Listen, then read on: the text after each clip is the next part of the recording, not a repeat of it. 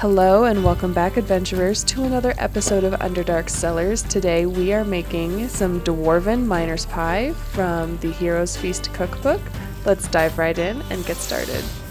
So for this recipe we need 1 leek, and we're going to cut the white and light green parts of the leek into 3/4 inch wide sections. But first, make sure you wash your leeks. You're going to peel the leaves back on the leek, and you're going to find a lot of dirt in there. Please wash your leeks. Wash your leeks. That's all I have to say. And then once those are cut, we're going to put that in a bowl and set it aside. Additionally, we need 1 large yellow onion, roughly chopped. So I'm just gonna peel both halves and slice and dice. And then once that is done, we're going to put that in the bowl along with the leeks and set that aside for later use. We're also going to prep our garlic. We need 3 cloves of garlic finely minced. If you know, you know. I'll link the video here.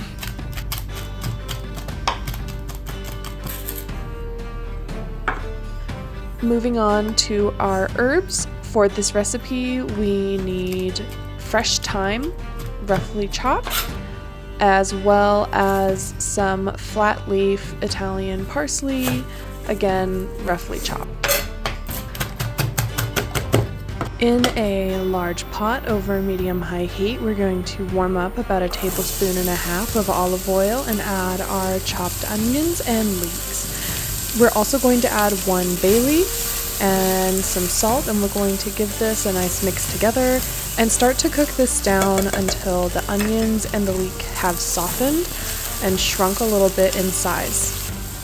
Once that is cooked down, we are adding 2 pounds of beef. I am using a ground Angus, 85% lean with 15% fat. That leaves enough fat that we can make a good gravy, but not too much that our meat is going to be oily.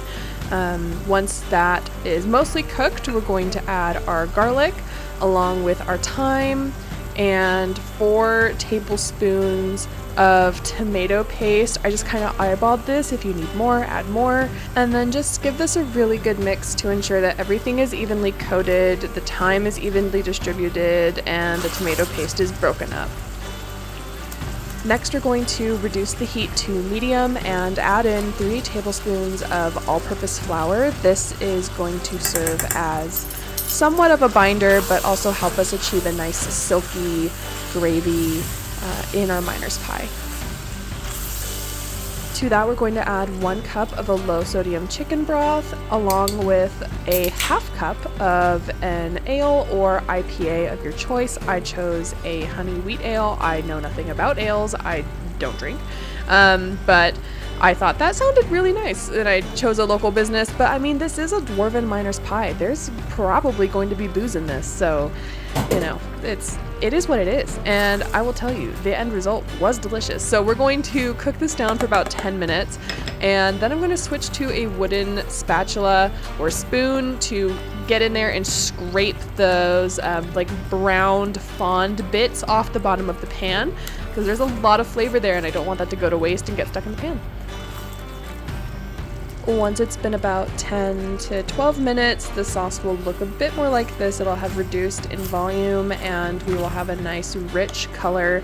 It'll be a nice silky texture. You want to make sure that there's still enough sauce left, so when you add in the corn, we're using 3/4 cup of corn, and when we're adding in the peas, again 3/4 cup of peas. I use closer to 1 cup of peas. I prefer peas over corn, so you know, I've made this to my preferences. But then we're going to mix this together and make sure that everything is evenly coated. Then we're also going to add in the majority of our chopped parsley, and once again, just make sure that is nice and even. We're going to taste this, and season to taste, I added probably 1 teaspoon of salt and a ton of fresh ground black pepper, and give that just another mix just to double check, and then we're ready to transfer. While the oven preheats to 450 degrees Fahrenheit, we are going to transfer this to a deep casserole dish. This will make sure that everything will stay contained in the cooking process. You could use a 9x13 pan, but you might risk overflow of potatoes. So speaking of potatoes, we are going to peel, chop, and rinse 3 pounds of potatoes. I'm using russet potatoes, that's what the recipe calls for. And we're supposed to put these in a steamer basket and bring the water to a boil and then steam these for about 20 minutes until they're softened. While they're steaming, we're going to prep our cheeses. So I think we need about 1/3 of a cup or 1/2 cup of Parmesan cheese. I can't remember the amounts. And then we also need about 2/3 of a cup, 3/4 of a cup. I can't remember how much of shredded Monterey Jack or Colby Jack cheese. I'll put the appropriate amounts down below. In a bowl, we're going to crack 2 large eggs, and we're going to beat those until they are thoroughly combined and no streaks of egg white remain.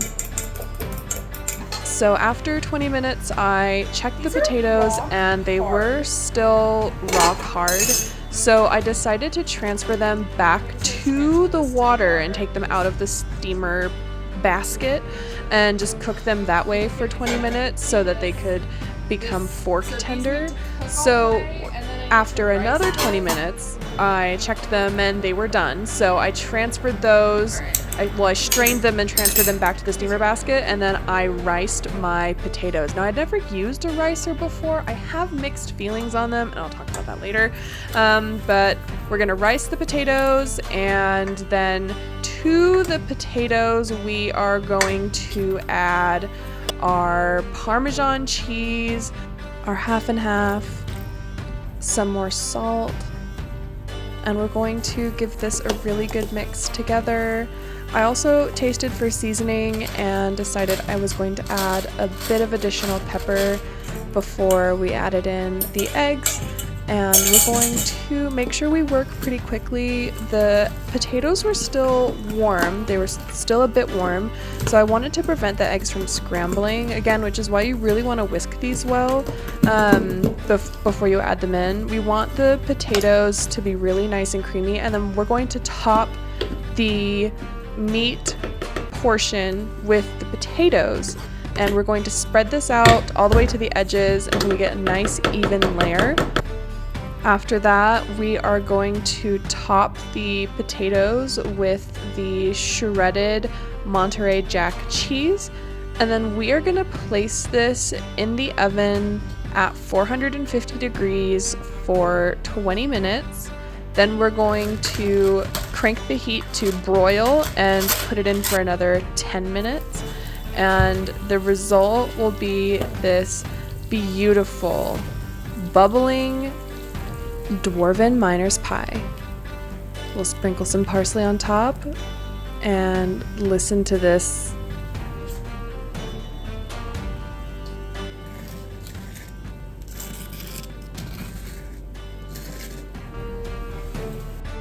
Okie dokie, time for final thoughts. First and foremost on this list is this recipe was great. I would rate this a solid 8.75 out of 10. I think it probably ranks in the top 5 recipes I've made so far on this channel, and I will definitely make this again with the following adjustments, okay? So first adjustment is I would probably just use the entire can of ale for the sauce and cut back on the amount of chicken broth. The reason for that being is, one, I don't drink, so it was weird having the half can of ale on my kitchen counter. I ended up just pouring it down the sink, and that kind of stung a little bit because I don't like to waste things. So I'd probably do that.